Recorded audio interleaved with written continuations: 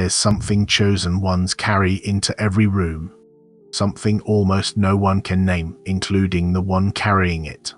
From the moment they walk through a door, something in the air shifts, quietly, without anyone announcing it. Eyes drift without meaning to.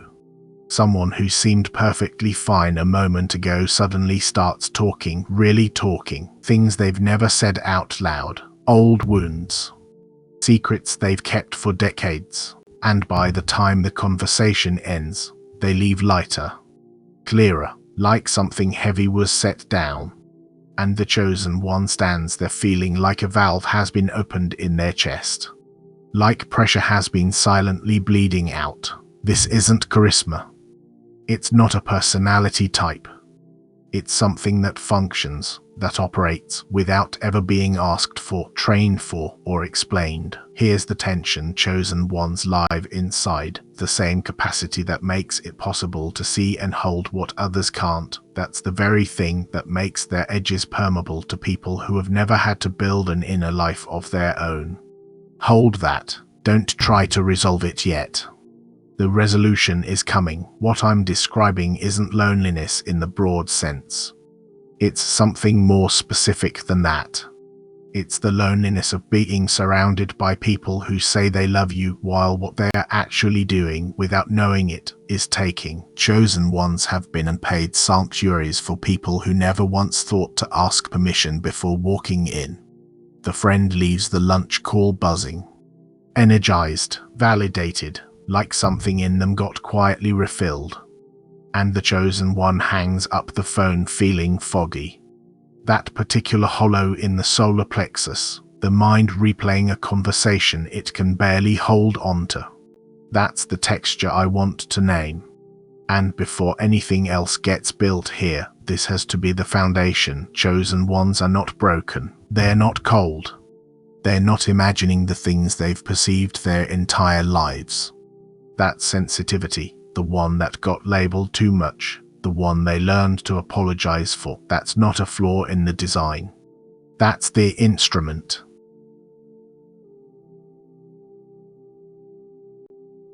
The wiring was intentional, before anyone called it draining, before anyone asked them to make themselves smaller, before shrinking became just a way to survive rooms that were never built for their frequency. They already were what they are.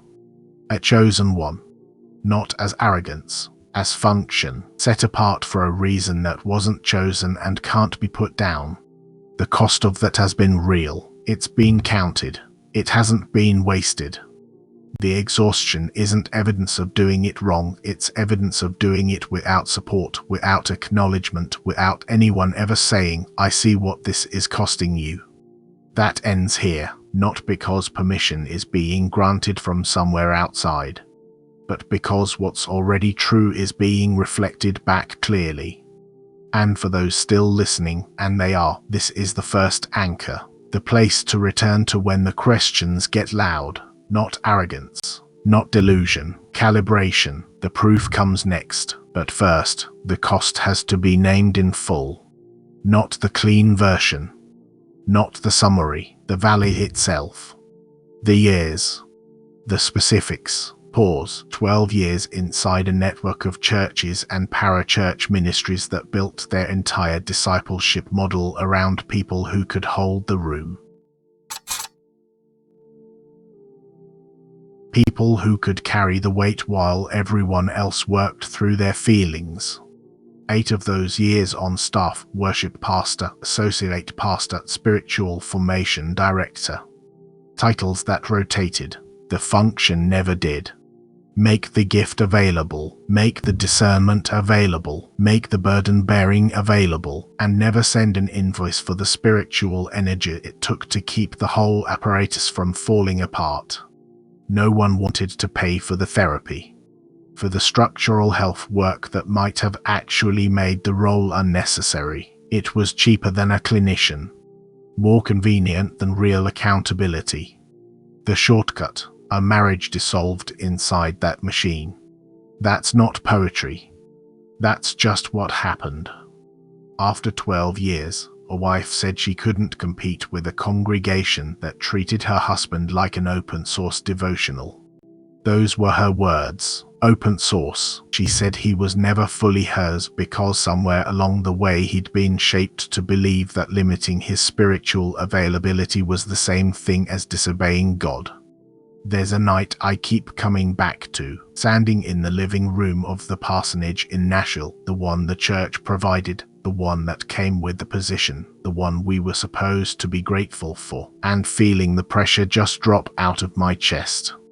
Like something had punctured. No tears, not one. Too much had already been given away to too many people over too many years. Nothing left, just dry. Empty.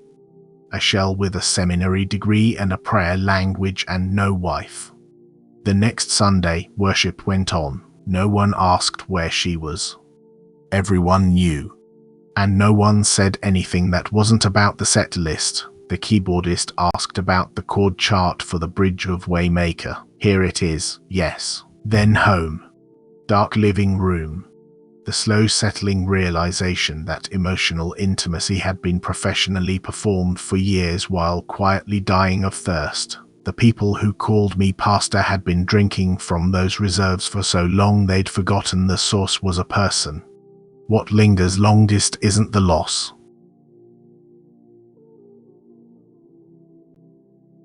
It's the aloneness inside it, that particular hollow the body learns to carry like a second ribcage. And somewhere in the silence, a question keeps surfacing, the same one. Unnamed but persistent. What was all of it actually building toward? The architecture was supposed to produce life. But the beams were drinking from the ones holding them up. The accounting never balanced. From the outside, 20 years of ministry looks like one continuous story. From the inside, it's a mosaic. Some tiles laid by genuine call, some by coercion, some by the simple weight of everyone else's expectation. There were seasons where spiritual language was the only thing holding up organs that should have collapsed on their own. The wonder of it and the grief of it still won't fully settle, and just beyond that lies a quieter reality. One that took years to find a name for. From the outside, 20 years of ministry looks like one continuous story. From the inside, it's a mosaic, some tiles laid by genuine calling, some by pressure, some by the quiet momentum of expectation. There were seasons where spiritual language functioned like a second ribcage, holding up organs that should have collapsed on their own. The structure was supposed to produce life. Instead, the beams were drinking from the people holding them up. The accounting never balanced. The wonder never settled, and just beyond that lies a quieter reality, one that took years to even name.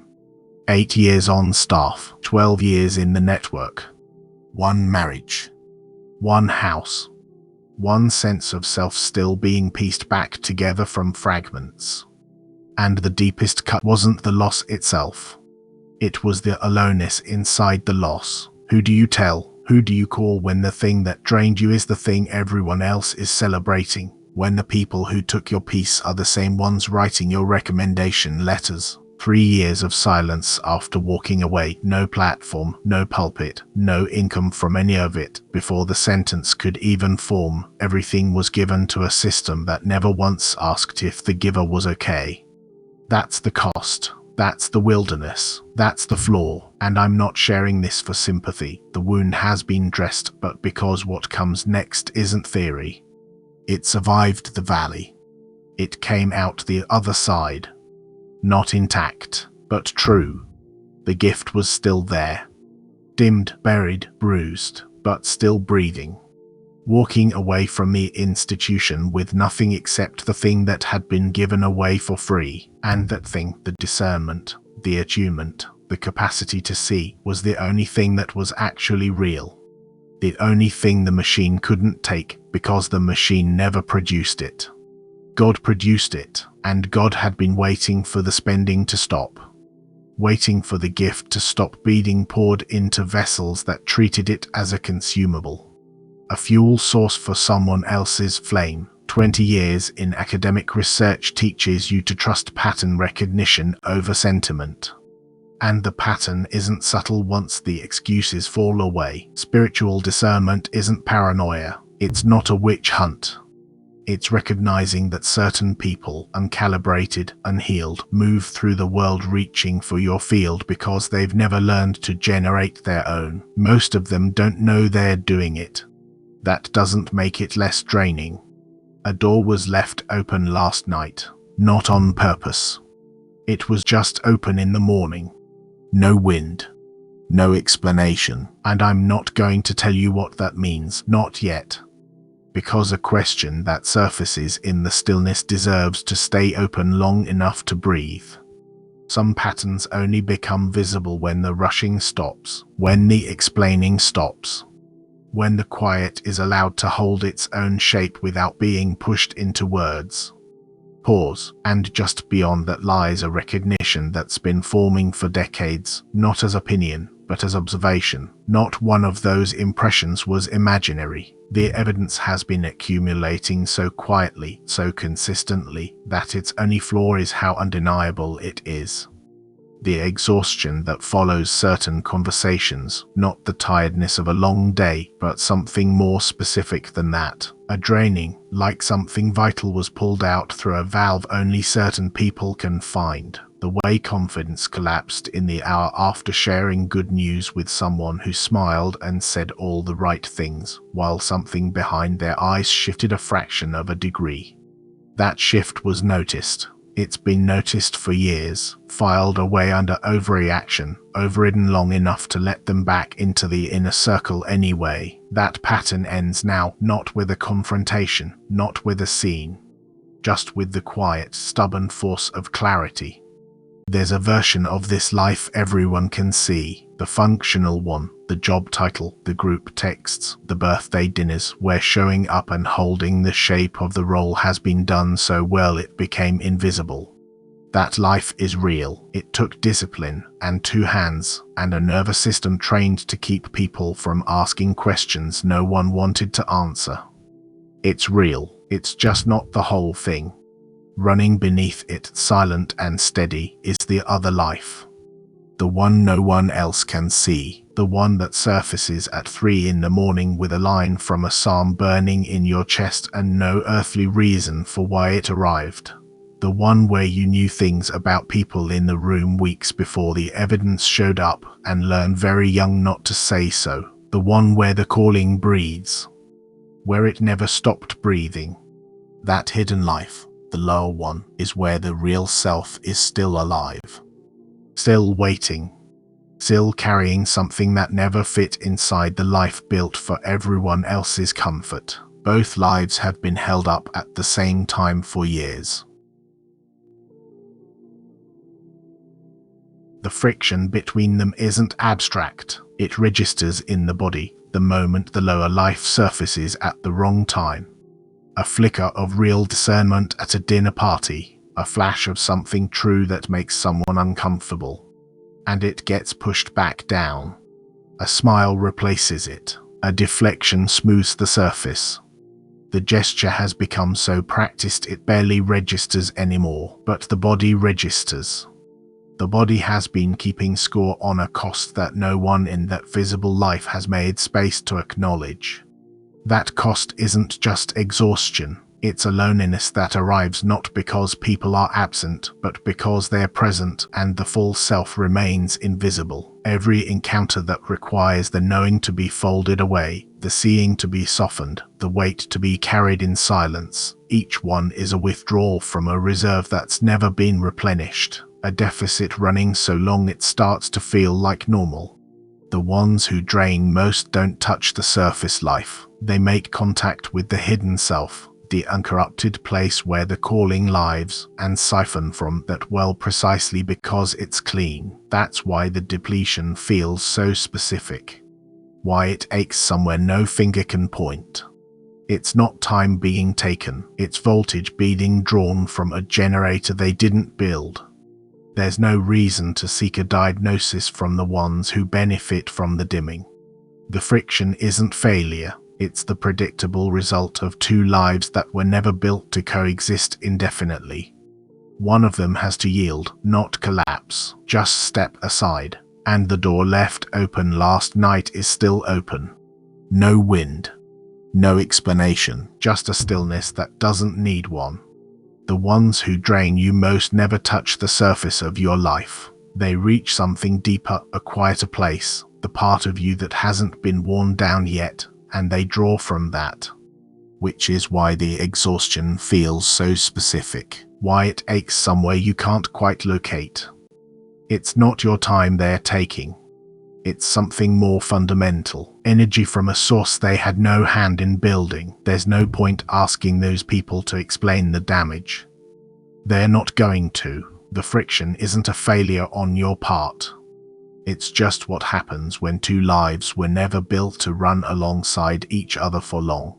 One of them has to move, not break, just step back.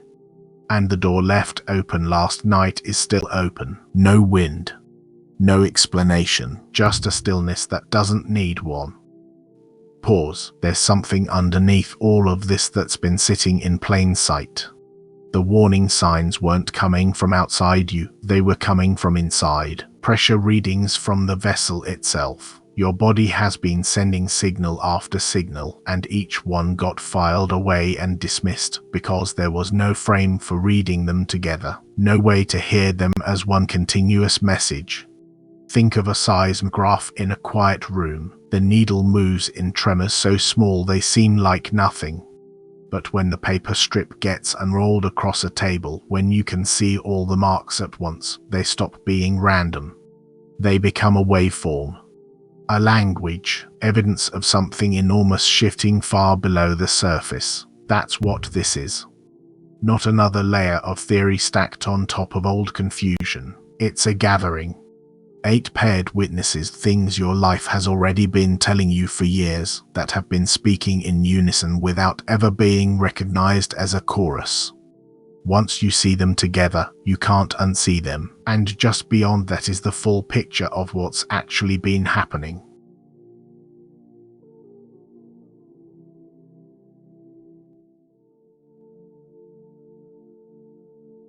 But before that, before the case gets laid out, understand what this is. It's not fog being shaped into something dramatic.